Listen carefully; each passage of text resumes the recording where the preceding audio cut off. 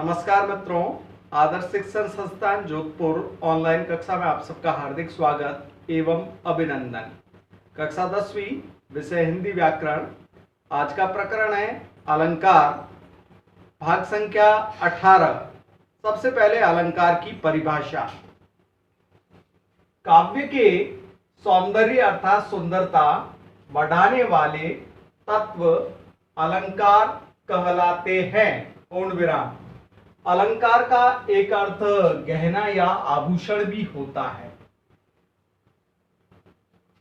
कोई भी कवि अपनी कविता में सौंदर्य को बढ़ाने के दृष्टिकोण से शब्दों एवं अर्थों का प्रयोग करता है, जिसके कारण उसका काव्य आकर्षक एवं प्रभावशाली बन सके।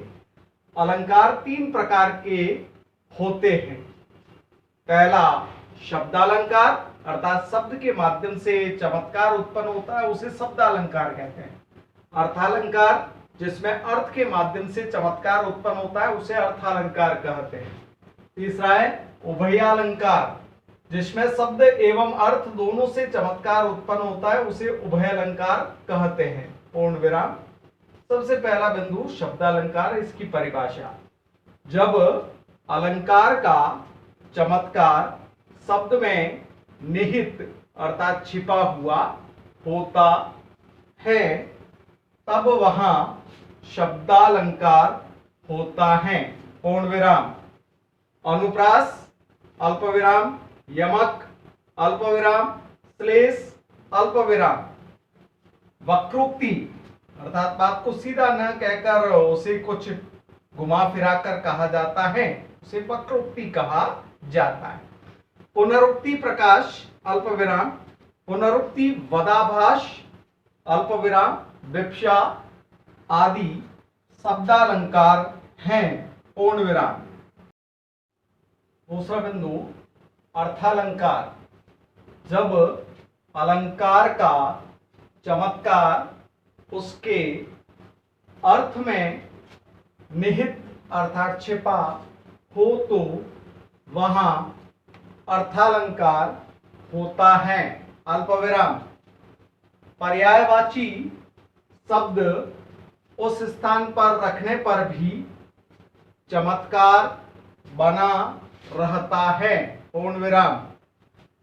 अर्थालंकार के अंतर्गत आता है उपमा अलंकार, अल्प विराम, रूपक, अल्प विराम, उत्प्रेक्षा, अल्प विराम, उदाहरण, अल्प विराम, विरोधाभास आदि अर्थालंकार हैं। पूर्ण विराम।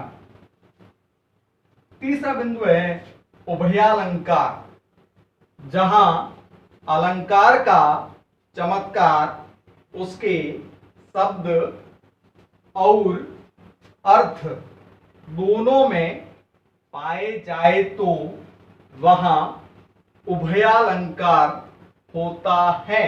पूर्ण विराम। श्लेष अलंकार भी उभयालंकार की श्रेणी में आता है। पूर्ण विराम। शब्द के आधार पर शब्द श्लेष व अर्थ के आधार पर अर्थ श्लेष। पूर्ण विराम। पहला बिंदु अनुप्रास, जहां वाक्य में वर्णों की आवृत्ति एक से अधिक बार हो तो वहां अनुप्रास अलंकार होता है। पूर्ण विराम। वर्णों की आवृत्ति अर्थात आना बार बार आता है, उसे आवृत्ति कहा जाता है। में स्वरों का समान होना आवश्यक नहीं होता है। पूर्ण विराम। जैसे चारु चंद्र की चंचल किरणें, अल्प विराम, खेल रही थी जल थल में। पूर्ण विराम।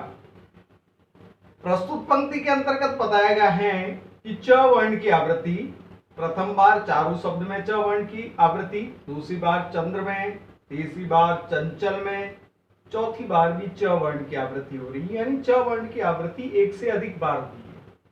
ठीक उसी प्रकार दूसरी पंक्ति में ल वर्ण की आवृत्ति क्रमशः पहली बार खेल शब्द में, दूसरी बार जल शब्द में और तीसरी बार थल शब्द में हो रही है।